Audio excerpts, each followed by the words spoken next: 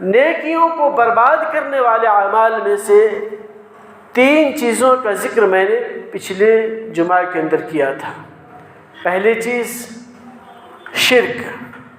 ایک مومن اگر وہ شرک کرتا ہے تو اس کے جتنے بھی اعمال ہیں تباہ و برباد ہو جاتے ہیں۔ دوسری چیز اللہ کے نازل کردہ احکام کو ناپسند کرنا۔ اللہ نے جو قوانین ہمیں دیا ہے اس کو پسند نہیں کرنا، دوسرے دین کے قانون کو پسند کرنا، اس سے بھی ہمارا عمل برباد ہو جاتا ہے۔ تیسری چیز ریاکاری، یعنی دکھلاوے کے لیے نیک عمل کرنا۔ اسی بات کے اوپر ہماری بات چل رہی تھی اور وقت ہو چکا تھا۔ محترم اسلامی بھائیوں، اسلامی ماں اور بہنیں، ریاکاری کے سلسلے میں اللہ کے نبی صلی اللہ علیہ وسلم اپنی امت کو ڈراتے ہوئے کہتے ہیں، انی اخوف ما اخاف علیکم الشرک الاصغر۔ اے میرے صحابہ، میں تمہارے اوپر سب سے زیادہ جس چیز کے بارے میں ڈرتا ہوں، مجھے ڈر لگتا ہے، وہ ہے شرک اصغر۔ صحابہ کرام سوال کرتے ہیں کہ اللہ کے نبی وہ کس چیز کے بارے میں کہہ رہے ہیں، کیا ہے وہ؟ آپ نے فرمایا الریا، دکھلاوے کے لیے نیک عمل کرنا، شہرت پانے کے لیے نیک عمل کرنا۔ اور یہ چیز اکثر لوگ اس کے اندر مبتلا ہیں۔ کوئی بھی نیک عمل کرے تو دل میں دکھلاوے کی نیت آ جاتی، ہمارا ارادہ شہرت پانے کا ہو جاتا، لوگ میرا نام لے بولے کہ فلاں نے ایسا کام کیا ہے، یہ ہمارے دل کے اندر آ جاتا ہے۔ اور یاد رکھیے اللہ کے نبی صلی اللہ علیہ وسلم کہتے ہیں یہ شرک اصغر ہے، چھوٹا شرک ہے۔ اور یہی شرک جمع ہوتے ہوتے بڑا ہو جاتا ہے۔ اور جب ایک آدمی دکھلاوے کے لیے کوئی کام کرتا ہے، چاہے انسان نماز پڑھے، حج کرے، صدقہ خیرات کرے، غریبوں کو مدد کرے، کچھ بھی کرے، دکھلاوے کے لیے جب وہ عمل کرنے لگتا ہے تو اللہ کے نبی صلی اللہ علیہ وسلم کہتے ہیں قیامت کے دن رب العالمین جب تمام انسانوں کو اس کے نیک اعمال کا بدلہ دے رہا ہوگا تو اللہ رب العالمین دکھلاوے کے لیے کام کرنے والوں کو بلائیں گے اور کہیں گے اذهبوا الى الذين كنتم تراؤون في الدنيا، تم دنیا میں جسے دکھانے کے واسطے کام کیے تھے اس کے پاس چلے جاؤ، اس کے پاس جاؤ۔ کیا تم اس کے پاس بدلہ پاتے ہو؟ جاؤ اس کے پاس، اس سے لے لو بدلہ، کیونکہ تم نے دنیا میں اس کو دکھانے کے لیے، اسے خوش کرنے کے لیے نیک عمل کیا تھا۔ کیا حالت ہوگی اس وقت؟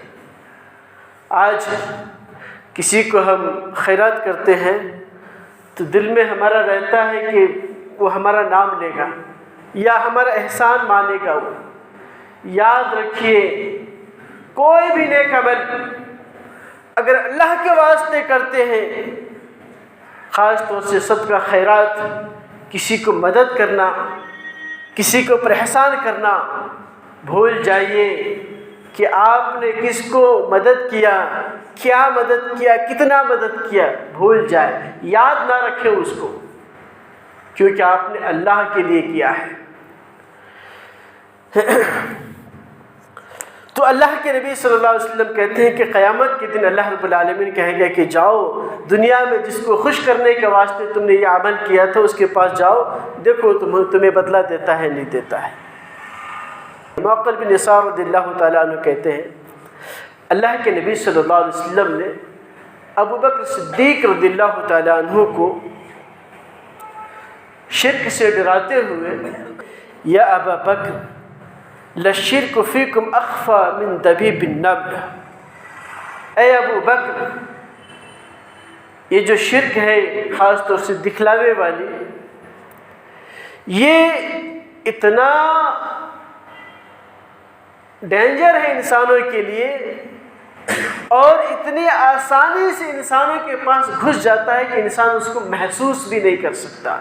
اللہ کے نبی صلی اللہ علیہ وسلم نے فرمایا اخفی من دبیب النمل، چیونٹی جو چلتا ہے اور اس کی چلنے کو ہم کبھی محسوس نہیں کر سکتے، تو چیونٹی جب چلتا ہے اس کی چال سے بھی ہلکی چیز ہے جو دھیرے دھیرے انسانوں کے اندر گھس جاتی ہے، اور جب یہ چیز انسانوں کے اندر گھس گئی تو یاد رکھیے انسان ہلاکت و بربادی کے دہانے پہ پہنچ جاتا ہے، اس کا اعمال برباد ہونا شروع ہو جاتا ہے۔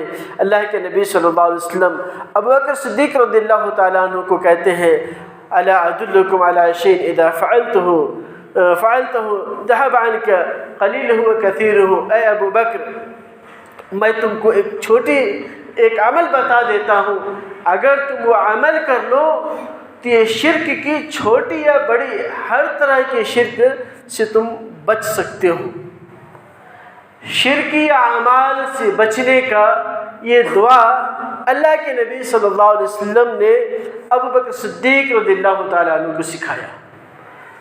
میں سمجھتا ہوں کہ ہر مسلمان کو یہ دعا یاد ہونی چاہیے، کیونکہ ہم مسلمان اسی لیے ہیں کہ ہم سے شرک نہ ہو، ہم سے دوسری برائیاں ہو جائے لیکن ہم سے شرک نہ ہو، اور شرک چاہے چھوٹی شرک ہو یا بڑے شرک ہو، چھوٹے سے چھوٹے یا بڑے سے بڑے، شرک اصغر یا شرک اکبر، ہر طرح کے شرک سے بچنے کے لیے اللہ کے نبی صلی اللہ علیہ وسلم نے یہ دعا سکھائی اور کہا قل، اے ابو بکر تم کہو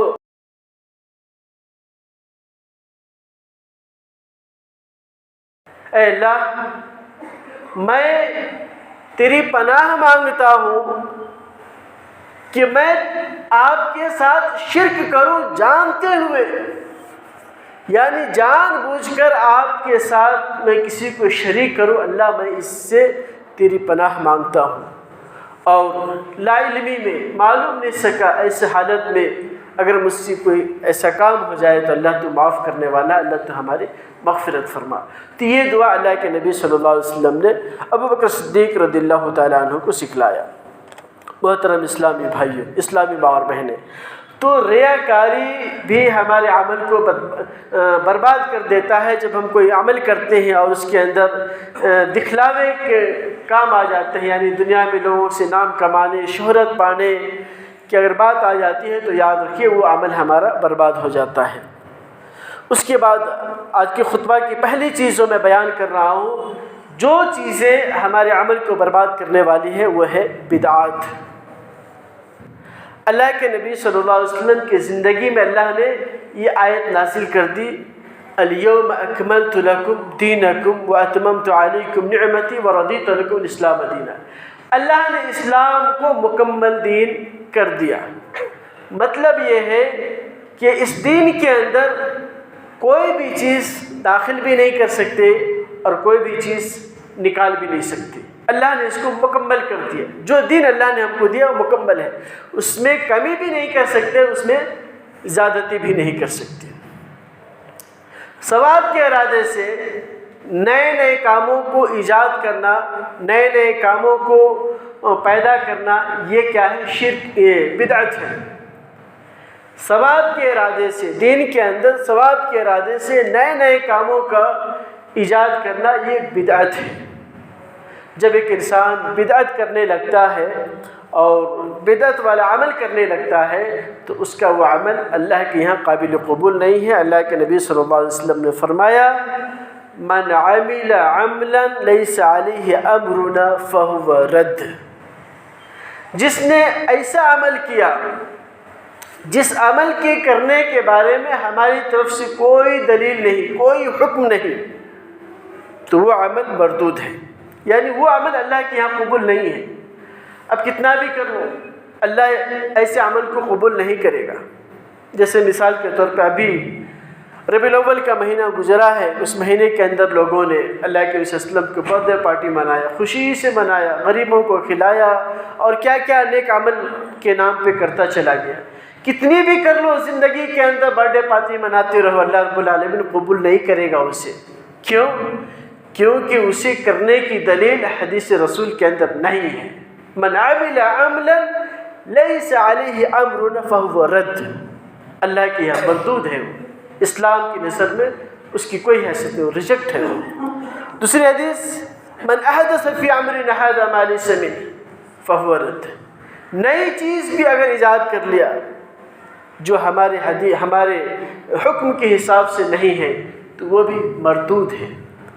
تو اس سے پتہ چلتا ہے کہ نیک عمل اسلام کے نام پہ، دین کے نام پہ نیک عمل کرنا جو اسلام کے اندر نہیں ہے، ایسا عمل دین کے اندر بدعت ہے اور اس کی کوئی حیثیت نہیں۔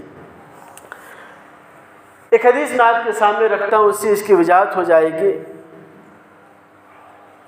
ابو موسیٰ الاشعری رضی اللہ تعالیٰ عنہ حدیث کے راوی ہے، بیان کرتے ہیں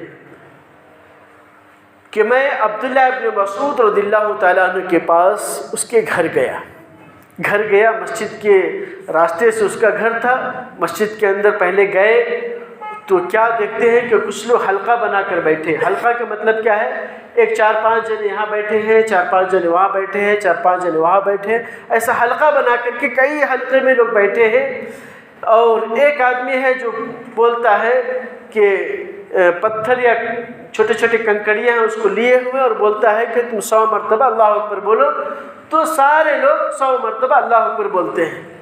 وہ ہو گیا تو 100 مرتبہ لا الہ الا اللہ بولو، تو 100 مرتبہ لا الہ الا اللہ بولتے ہیں، کنکریوں کے ذریعے اس کو شمار کرتے ہیں، اس کو گنتے ہیں۔ تو اللہ اکبر لا الہ الا اللہ سبحان اللہ اس کا ذکر کر رہے ہیں، کس کے ذریعے؟ کنکریوں کے ذریعے۔ ابو موسیٰ اشعری رضی اللہ تعالیٰ عنہ دیکھتے ہیں اور وہاں سے چلے جاتے ہیں۔ جانے کے بعد عبداللہ ابن مسعود رضی اللہ تعالیٰ عنہ کے پاس جاتے ہیں اور کہتے ہیں اے ابن مسعود، میں نے مسجد میں ایک چیز دیکھی ہے جو اچھی نہیں ہے، میں نے کوئی بری چیز نہیں دیکھی، لیکن جو میں نے دیکھی ہے وہ صحیح نہیں ہے۔ تو عبداللہ ابن مسعود رضی اللہ تعالیٰ عنہ پوچھتے ہیں کہ آپ نے کیا دیکھا؟ کہا کہ چلیے دیکھیے لوگ کیا کر رہے ہیں۔ پھر بتاتے ہیں کہ لوگ حلقوں میں بیٹھے ہیں اور ایک آدمی اسے بولتے ہیں کہ تم 100 بار اللہ اکبر پڑھو، تو کنکریوں کے ذریعے وہ لوگ 100 بار اللہ اکبر پڑھتے ہیں۔ پھر کہتے ہیں تم 100 بار لا الہ الا اللہ پڑھو، تو 100 بار لا الہ الا اللہ پڑھتے ہیں۔ اس طرح سارے لوگ کر رہے ہیں۔ عبداللہ ابن مسعود رضی اللہ تعالیٰ عنہ غصہ ہوتے ہیں اور کہتے ہیں کہ آپ نے اسے کچھ کہا کیوں نہیں، اسے روکا کیوں نہیں؟ ابو موسیٰ اشعری رضی اللہ تعالیٰ عنہ کہتے ہیں کہ ہم آپ کے جواب کے انتظار میں ہم خاموش رہ گئے۔ اس کے بعد دونوں مسجد کے اندر آتے ہیں اور ایک حلقہ کے پاس جا کر کے کہتے ہیں کہ آپ لوگ یہ کیا کر رہے ہیں، یہ کیا کر رہے ہو؟ وہ لوگ کہتے ہیں کہ اے ابو عبد الرحمن، عبداللہ ابن مسعود کی کنیت ابو عبد الرحمن ہے، کہتے ہیں اے ابو عبد الرحمن، ہم تو اس کے ذریعے تسبیحات کو پڑھ رہے ہیں۔ اس کے بعد عبداللہ ابن مسعود رضی اللہ تعالیٰ عنہ کا جواب سنیے۔ عبداللہ ابن مسعود رضی اللہ تعالیٰ عنہ کہتے ہیں وَيْحَكُمْ يَا أُمَّةَ مُحَمَّدٍ مَا أَسْرَعَ حَلَكَتَكُمْ، اے امت محمد تم کتنی جلدی ہلاکت کے راستے پہ جا رہے ہو۔ هَؤُلَاءِ صَحَابَةُ نَبِيِّكُمْ مُتَوَافَّرُونَ، یہ تمہارے نبی کے صحابہ ابھی کافی تعداد میں موجود ہیں، تمہارے نبی کے ساتھ زندگی گزارنے والے لوگ ابھی زیادہ تعداد میں موجود ہیں۔ وَهَذِهِ ثِيَابُهُ لَمْ تُبَلْ وَآنِيَتُهُ لَمْ تُكْسَرْ، تمہارے نبی کی وفات کا ابھی زیادہ دن بھی نہیں ہوا، ان کے جو کپڑے ہیں ابھی ایسے ہی پڑے ہیں، سڑے بھی نہیں ہیں، وہ جن برتنوں کے استعمال کرتے تھے وہ برتن بھی ابھی نہیں ٹوٹے ہیں، کوئی زیادہ عرصہ نہیں ہوا تمہارے نبی کو گزرتے ہوئے، لیکن میں دیکھ رہا ہوں کہ انکم لعلی ملت ہی اہدی من ملت محمد، کہ تم لوگ جس طریقے پہ عمل کر رہے ہو ایسا محسوس ہوتا ہے کہ محمد صلی اللہ علیہ وسلم کے طریقے سے زیادہ بہتر طریقہ تمہارا ہے۔ تمہارا جو تسبیحات پڑھنے کا جو طریقہ ہے ایسا معلوم ہوتا ہے کہ ملت محمد سے زیادہ بہتر ہے۔ او مفتتہ باب ضلالہ، یا تم گمراہی کے راستے کھول رہے ہو۔ اللہ اکبر۔ عبداللہ ابن مسعود رضی اللہ تعالیٰ عنہ کی جب یہ بات سنتے ہیں تو ان لوگوں کو احساس ہوتا ہے اور وہ لوگ کہنے لگتے ہیں کہ اے ابو عبد الرحمن ما اردنا الا الخیر، اے ابو عبد الرحمن میں تو صرف بھلائی کے ارادے سے ایسا کر رہا تھا۔ عبداللہ ابن مسعود کہتے ہیں کہ کم من مرید للخیر لیصیبہ، کتنے لوگ ایسے ہیں دنیا کے اندر جو خیر کا ارادہ کرتا ہے لیکن وہ خیر کو پہنچ نہیں سکتا۔ کیا سمجھے اس حدیث سے؟ شیخ البانی رحمہ اللہ نے سلسلۃ الاحادیث الصحیحہ کے اندر اس کو نقل کیا ہے۔ کیا سمجھے اس حدیث سے؟ کہ کوئی بھی طریقہ اگر آپ کو نبی صلی اللہ علیہ وسلم کے طریقے سے نہیں ملتا، اب کتنا بھی عمل کر لے، اللہ کے یہاں قابل قبول نہیں ہے، فہو رد و مردود ہے، اللہ کے یہاں ایسا عمل قبول نہیں کیا جاتا۔ اس سے پہلے بھی میں نے بدعات کے موضوع پہ ایک مثال دے کر سمجھایا تھا کہ 3 صحابہ اللہ کے نبی صلی اللہ علیہ وسلم کی بیویوں کے پاس آتے ہیں اور عبادات کے بارے میں سوال کرنے کے بعد جب ان کو پتہ لگتا ہے کہ اللہ کے نبی صلی اللہ علیہ وسلم اتنی زیادہ عبادت کرتے ہیں تو ایک نے کہا کہ اللہ کی قسم میں ہمیشہ راتوں کو نماز پڑھوں گا، ایک نے کہا کہ اللہ کی قسم میں دن میں ہمیشہ روزہ رکھوں گا، اور ایک نے کہا کہ اللہ کی قسم میں عورتوں سے شادی نہیں کروں گا، الگ تھلگ رہوں گا، صرف اللہ کی عبادت کروں گا۔ تو ہمارے نبی کی سنت سے ہٹ کر جب آپ عمل کرنے لگیں گے تو یاد رکھیے وہ عمل قبول نہیں ہوگا۔ راتوں نماز پڑھنا ہمارے نبی کی سنت نہیں ہے۔ ہمارے نبی کی سنت یہ ہے کہ رات کے کچھ حصہ آپ نماز پڑھو اور کچھ حصہ سو جاؤ۔ ہمارے نبی کی سنت یہ ہے کہ کبھی آپ روزہ رکھو اور کبھی روزہ نہیں سکا بغیر روزے کے بھی رہو۔ ہمیشہ روزہ رکھنا یہ نبی کی سنت کے خلاف ہے۔ اگر آپ نہیں سالوں سال روزہ رکھ لیتے ہیں، آپ اس عمل کے ذریعے جنت میں نہیں جا سکتے۔ جہنم میں تو جا سکتے ہیں، جنت کے اندر نہیں جا سکتے۔ اللہ کے نبی صلی اللہ علیہ وسلم کہتے ہیں، دیکھیے یہ جو نقصان ہے آپ کا دنیاوی نقصان ہے کہ دنیا کے اندر آپ عمل کرتے جا رہے ہیں اور آپ کا کوئی عمل اللہ کے یہاں قبول نہیں ہو رہا ہے۔ اس کے بعد آخرت کے اندر جو بدعتیوں کے ساتھ جو ہونے والا ہے، اللہ کے نبی صلی اللہ علیہ وسلم کہتے ہیں، سہل بن سعد رضی اللہ تعالیٰ عنہ اور ابو سعید الخدری رضی اللہ تعالیٰ عنہ دونوں حدیث کے راوی ہیں، فرماتے ہیں انا فرتکم علی الحوض فمن وردہ شرب منہ۔ اللہ کے نبی صلی اللہ علیہ وسلم کہتے ہیں کہ قیامت کے دن حشر کے میدان میں تم لوگوں کا حوض کوثر پہ انتظار کروں گا۔ حوض کوثر پہ انتظار کروں گا۔ کیوں انتظار کریں گے معلوم ہے؟ میدان محشر کی جو گرمی ہوگی اتنی سخت گرمی ہوگی کہ انسان پیاس کی وجہ سے کتے کی طرح زبان باہر نکال دے گا۔ پیاس کی وجہ سے انسان کتے کے سکا زبان کو باہر نکال دے گا، اتنی سخت گرمی ہوگی۔ اللہ کے نبی صلی اللہ علیہ وسلم اپنی امتیوں کو حوض کوثر سے پانی پلائیں گے، اور جو ایک بار حوض کوثر سے پانی پی لے گا جب تک وہ حشر کے میدان میں ہوگا، اور اللہ بہتر جانتا ہے کہ لوگ کب تک حشر کے میدان میں ہوں گے، تب تک اسے دوبارہ پیاس نہیں لگے گی۔ اللہ کے نبی صلی اللہ علیہ وسلم کہتے ہیں کہ میں حوض کوثر پہ انتظار کر رہا ہوں گا، ہماری امتی کے لوگ آتے جائیں گے اور میں ان کو پانی پلاتا رہوں گا، یہاں تک کہ میں دیکھوں گا کہ فرشتے کچھ لوگوں کو دھکے مار کر کے سائڈ بھگا دیں گے، دائیں طرف، رائٹ میں، ادھر لیفٹ میں جاؤ، اس سائڈ جاؤ۔ اللہ کے نبی صلی اللہ علیہ وسلم کہتے ہیں کہ میں پہچانوں گا کہ یہ میری امتی کے لوگ ہیں۔ کیسے پہچانیں گے کہ یہ میری امتی کے لوگ ہیں؟ حدیث کے اندر اللہ کے نبی صلی اللہ علیہ وسلم نے فرمایا غرا محجلین، وضو کی وجہ سے جو ہم وضو کرتے ہیں، وضو کی وجہ سے ہمارے چہرے، فیس، ہمارا ہاتھ، ہمارا پاؤں چمکتے ہوں گے، روشن ہوں گے، اس سے ہمارے نبی صلی اللہ علیہ وسلم پہچانیں گے یہ ہماری امتی کے لوگ ہیں۔ بدقسمتی ہے کہ آج اکثر مسلمان نماز نہیں پڑھتے۔ بتائیے اللہ کے نبی صلی اللہ علیہ وسلم آپ کو کیسے پہچانیں گے کہ آپ نبی کی امت میں سے ہو؟ کیسے پہچانیں گے؟ آپ تو نماز نہیں پڑھتے، کیونکہ جب آپ نماز پڑھیں گے تو نہ وضو کریں گے، نماز کے لیے وضو کی جاتی ہے، جب آپ نماز ہی نہیں پڑھتے تو وضو نہیں کرو گے، اب وضو نہیں ہے تو پھر آپ کے ہاتھ پاؤں نہیں چمکیں گے، کیسے پہچانیں گے کہ ہماری امتی کے لوگ ہیں؟ اس لیے نماز پڑھیں، وضو کریں، انہیں وضو کے آثار کی وجہ سے اللہ کے نبی صلی اللہ علیہ وسلم پہچانیں گے۔ جب پہچانیں گے کہ ہماری امتی کے لوگ ہیں، ان کو باہر ڈھکیلا جا رہا ہے، تو اللہ کے نبی صلی اللہ علیہ وسلم کہیں یہ میرے بھائی ہیں، یہ میرے ساتھی ہیں، ان کو کیوں بھگا رہے ہو؟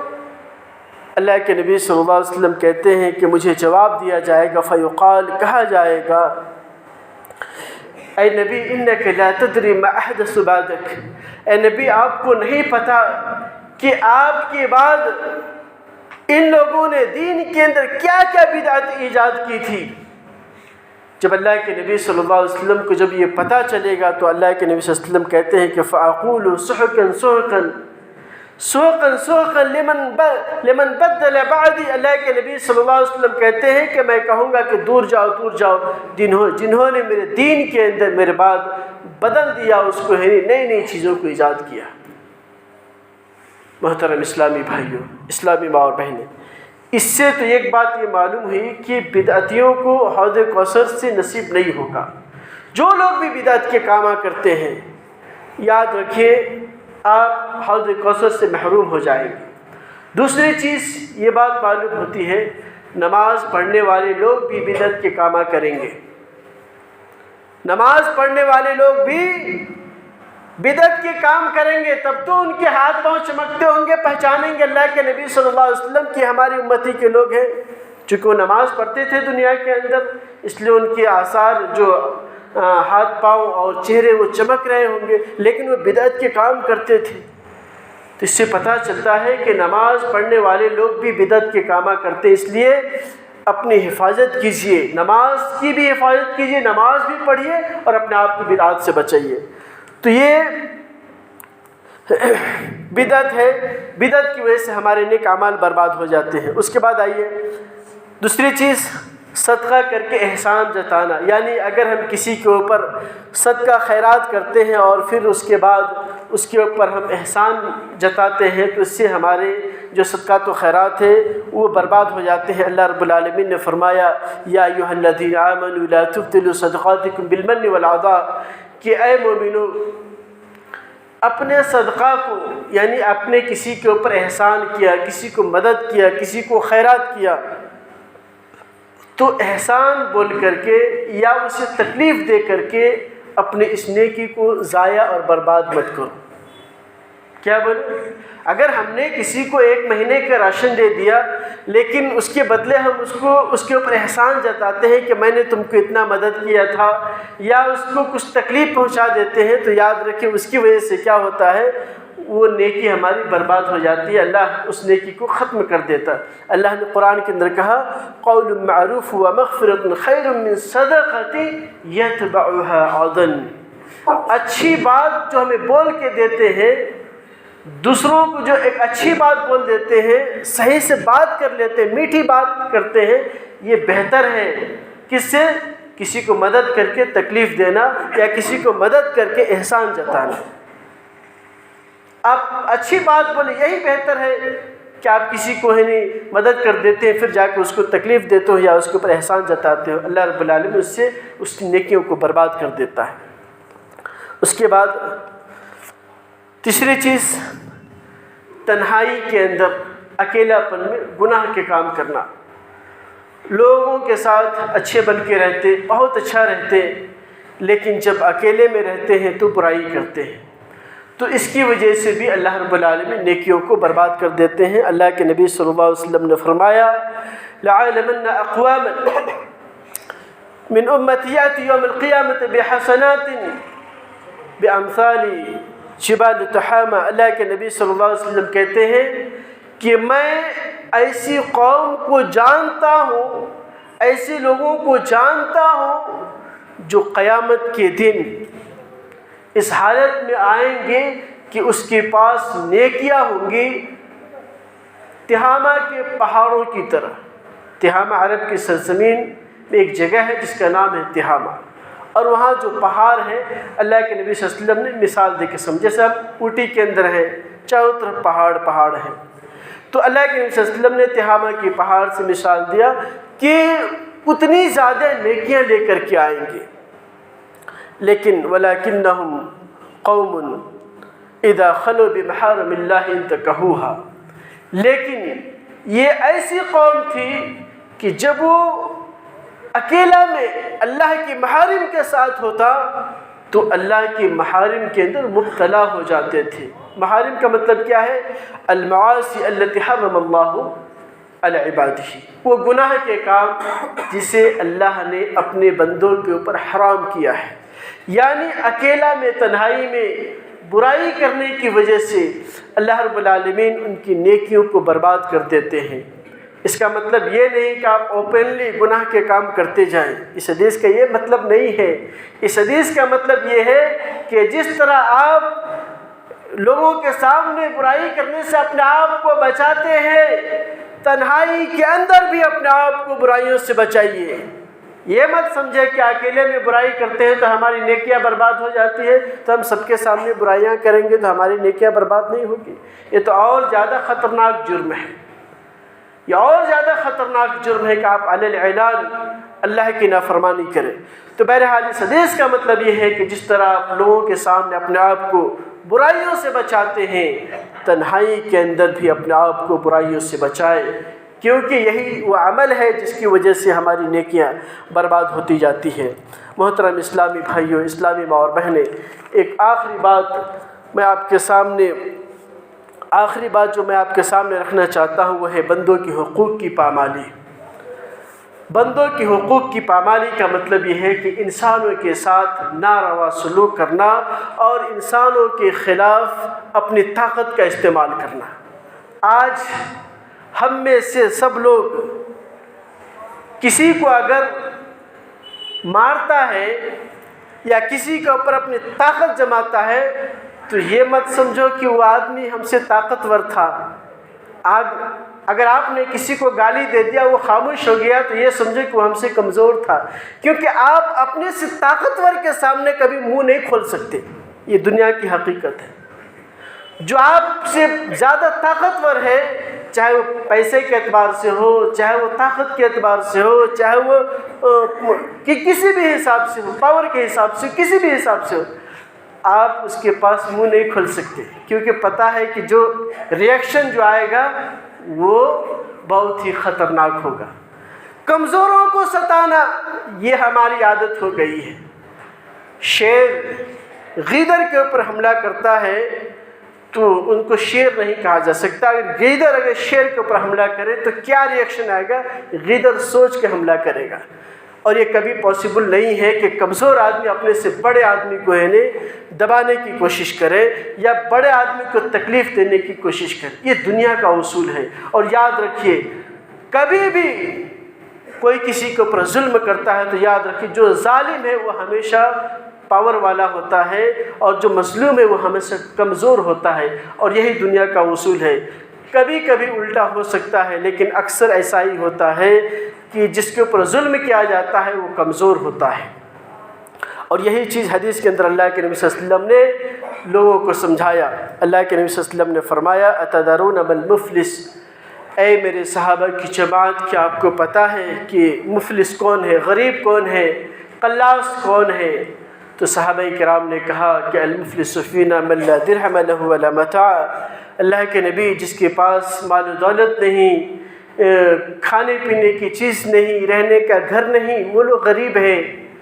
اللہ کے نبی صلی اللہ علیہ وسلم نے فرمایا کہ نہیں، ان المفلس من امتی من یأتی یوم القیامہ، میری امت کے اندر غریب لوگ وہ ہوں گے جو قیامت کے دن آئیں گے، اس حالت میں آئیں گے بصیام و زکوۃ، اس حالت میں آئیں گے کہ اس کے پاس نماز کی نیکیاں ہوں گی، اس حالت میں آئیں گے کہ اس کے پاس روزوں کی نیکیاں ہوں گی، اس حالت میں آئیں گے کہ اس کے پاس حج، صدقات و خیرات، ہر طرح کی نیکیاں، پہاڑ جیسی نیکیاں لے کر آئیں گی۔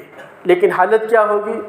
قد شتم هذا وقذف هذا وأكل مال هذا وسفك دم هذا وضرب هذا، کسی کو مارا ہوگا، کسی کو گالی دیا ہوگا، کسی کو ستایا ہوگا، کسی کو پریشان کیا ہوگا، کسی کا خون بہایا ہوگا، کسی کے اوپر بہتان تراشی کیا ہوگا، کسی کو گالی دیا ہوگا، اس حالت میں آئے گا۔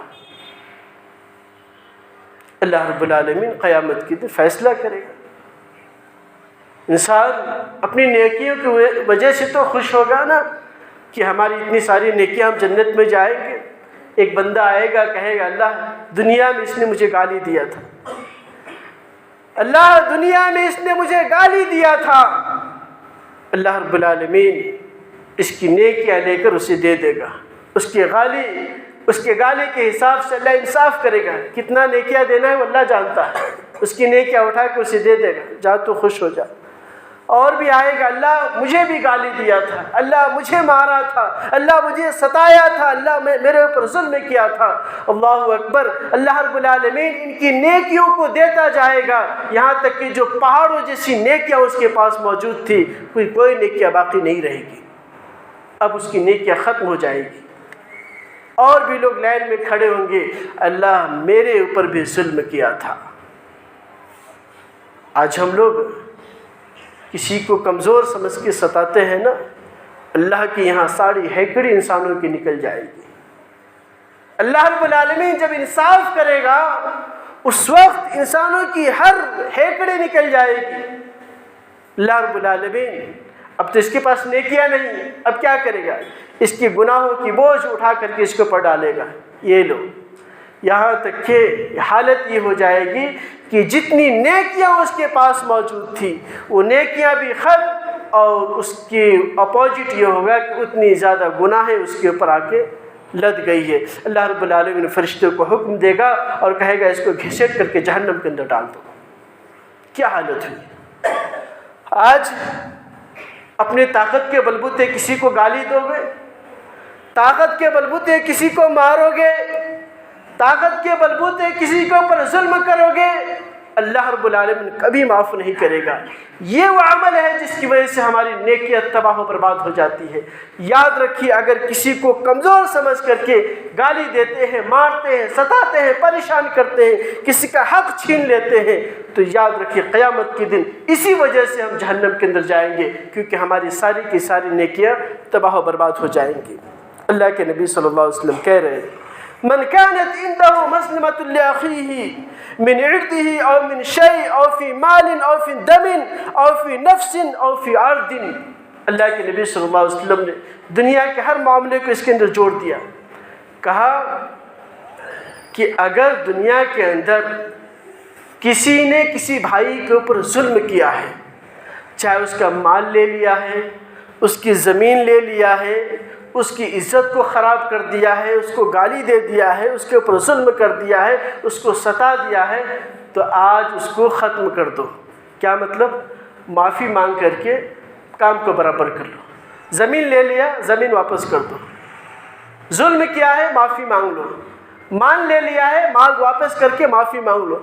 دنیا کے اندر سب کو برابر کر لو، کیونکہ اگر آج یہاں حساب مکمل نہیں کیا تو یاد رکھیے اللہ رب العالمین کا جب فیصلہ کی گھڑی آئے گی تو اللہ کے نبی صلی اللہ علیہ وسلم کہتے ہیں فَلْيَتَحَلَّلْهُ مِنْهُ الْيَوْمِ قَبْلَ أَنْ لَا يَكُونَ لَهُ دِينَارٌ وَلَا دِرْهَمٌ، اس دن سے پہلے سب کو ختم کر لو جس دن انسان کے پاس دینار و درہم کچھ نہیں ہوگا، یعنی مال و دولت کچھ نہیں ہوگا دینے کے لیے۔ ان کان لہ عمل صالح، وہاں نیکی اور برائیوں کا تبادلہ کیا جائے گا۔ اگر اس کے پاس نیکیاں ہیں تو اللہ رب العالمین اس کی نیکی اٹھا کر کے اس مظلوم کو دے دے گا، لیکن اگر اس کے پاس کوئی نیکیاں موجود نہیں ہے تو اللہ رب العالمین اس مظلوم کی گناہوں کو اٹھا کر کے اس انسان کے اوپر ڈال دے گا۔ پھر اللہ رب العالمین فرشتوں کو حکم دے گا کہ اسے گھسیٹ کر کے جہنم میں ڈالو۔ محترم اسلامی بھائیوں، اسلامی ماں اور بہنیں، بندوں کی حقوق کے ساتھ حق تلفی یہ بھی وہ عمل ہے جس کی وجہ سے ہمارے اعمال برباد ہو جاتے ہیں اور ہم جنت میں جانے کے بجائے جہنم میں چلے جائیں گے۔ اللہ رب العالمین اللہ رب العالمین حدیث قدسی کے اندر کہتے ہیں یا عبادی انی حرمت الظلم علی نفسی فلا تظالموا بینکم، اے میرے بندو میں نے اپنے آپ کے اوپر ظلم کرنا حرام کیا ہے۔ اللہ نے اپنے آپ کے اوپر ظلم کو حرام کیا۔ اللہ کسی مخلوق کے اوپر کوئی ظلم نہیں کرتا اور نہ کریں گا، اور اللہ نے کہا کہ اے میرے بندو تم بھی آپس میں کسی کے اوپر ظلم نہ کرنا، کیونکہ یہ بہت ہی خطرناک چیز ہے اور اس کی وجہ سے انسانوں کے اعمال رائج اور برباد ہو جاتے ہیں۔ محترم اسلامی بھائیوں، اسلامی ماں اور بہنیں، کہنے کا مطلب یہ ہے کہ جب ہم نیک عمل کرتے ہیں تو نیکیوں کی حفاظت بھی کریں، کیونکہ کچھ اعمال ایسے ہیں جس کی وجہ سے ہماری نیکیاں برباد ہو جاتی ہے، اور جب قیامت کے دن اللہ رب العالمین کے پاس ملیں گے تو ایسا نہ ہو کہ جتنی بھی ہم نے نیکیاں کی ہے اس سے ہمیں کوئی فائدہ نہ ہو اور ہمیں گھسیٹ کے جہنم میں ڈال دیا جائے۔ اس لیے نیکیاں کرنے کے ساتھ ساتھ نیکیوں کی حفاظت بھی کرے۔ آخر میں اللہ تعالیٰ سے دعا ہے اللہ تعالیٰ ہم سب لوگوں کو کہنے سننے سے زیادہ سمجھ کر عمل کی توفیق عطا فرمائے، آمین۔ وآخر دعوانا ان الحمد للہ رب العالمین۔